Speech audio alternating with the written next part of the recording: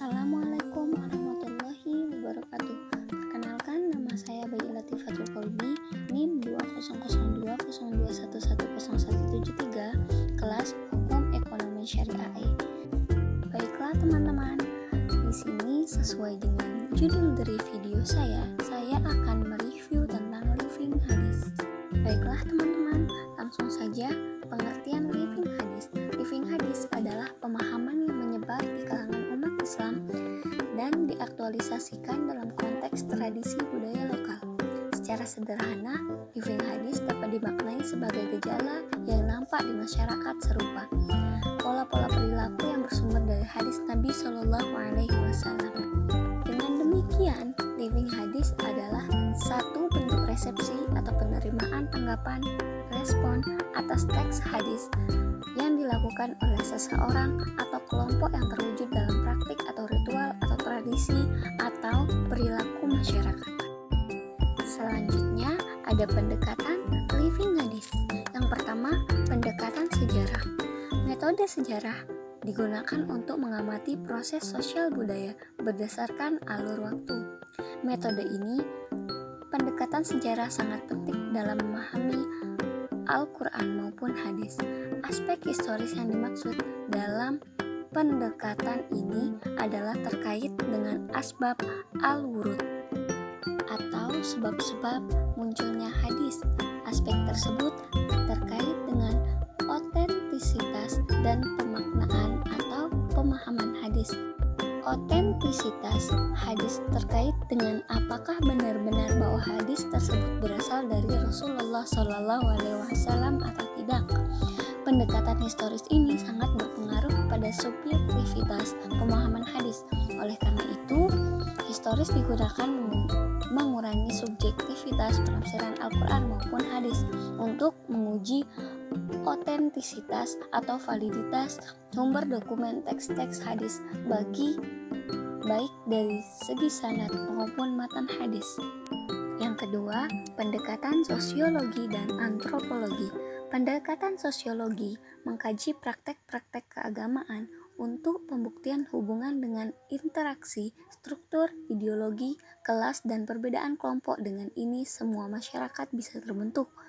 Objek penelitian ini, agama dalam pendekatan sosiologi adalah kelompok lembaga keagamaan, pembentukan kegiatan pemeliharaan dan pembaharuannya, perilaku individu dalam kelompok tersebut yang mempengaruhi status keagamaan dan perilaku ritual, konflik antar kelompok.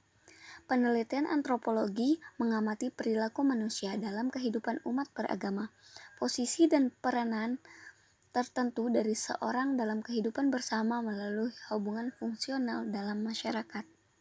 Yang ketiga, pendekatan fenomenologi. Dalam penelitian fenomenologi mengandalkan metode penelitian partisipatif agar penelitian dapat memahami tindakan agama dari dalam. Dan yang keempat atau yang terakhir, pendekatan hermeneutik. Nurun Najwa menawarkan beberapa tahapan pendekatan dalam analisis hermeneutik, yaitu memahami aspek bahasa, memahami konteks historis, mengkorelasikan secara tematik dan komprehensif dan integral. Korelasi ini dapat dilihat dari teks hadis berkualitas sahih atau hasan, realitas empirik, logika, dan ilmu pengetahuan. Memaknai teks dengan menyiarkan ide dasarnya. Memahami aspek bahasa terkait dengan aspek kebahasaan, ada 3 yang perlu dikaji. Yang pertama, perbedaan redaksi masing-masing periwayat hadis. Yang kedua, makna leksikal atau harfiah terhadap lafaz yang dianggap penting. Yang ketiga, pemahaman tekstual matan hadis dengan merujuk kepada kamus bahasa Arab atau syarah hadis. Dan yang terakhir adalah metode penelitian hadis, yakni ada 3. 1. Observasi. 2. Wawancara. 3. Dokumentasi. Observasi adalah pengamatan. Penglihatan secara khusus adalah mengamati dan mendengar dalam rangka memahami, mencari jawaban, mencari bukti terhadap fenomena sosial keagamaan. Observasi bertujuan untuk mengamati fenomena sosial keagamaan sebagai peristiwa aktual yang memungkinkan penelitian memandang fenomena tersebut sebagai proses. Yang selanjutnya ada wawancara. Wawancara atau interview merupakan sebuah proses memperoleh keterangan untuk tujuan penelitian dengan cara tanya jawab sambil bertatap muka antara pewawancara dengan responden, dengan atau tanpa menggunakan wawancara.